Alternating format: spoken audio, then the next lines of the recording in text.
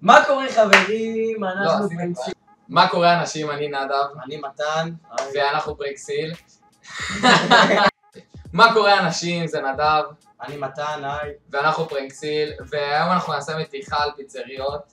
אנחנו מתקשרים לפיצריות ואומרים להם שאנחנו לא באים להם לעבוד ואנחנו בכלל לא עובדים שם, אז... בוא נראה איך הם מגיבים. יאללה. הלו? כן. כן, זה יוסי, אני עובד אצלכם.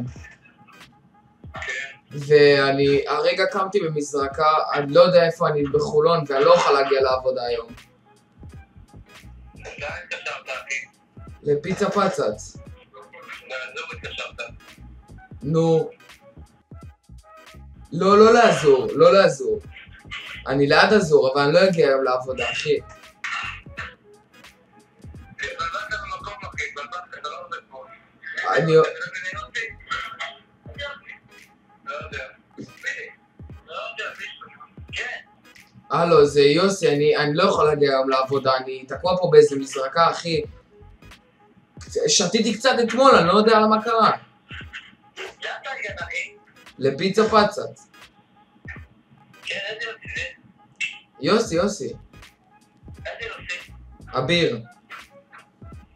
איזה פתאום לא תהיה, אתה הגעת? לא יודע, אני חושב עזור.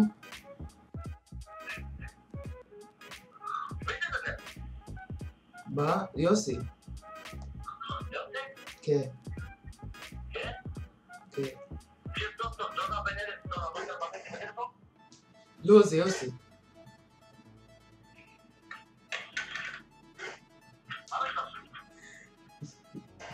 טוב, האיש הזה השתגע עליי. שלום, זה דוד. מה קורה? בסדר, אני משחק מי זה דוד, אני חדש, התחלתי לעבוד אצלכם לפני יומיים. וואלה. כן, אני רציתי להודיע שהיום אני לא מגיע.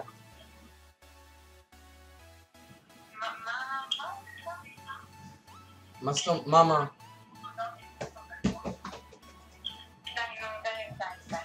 מה?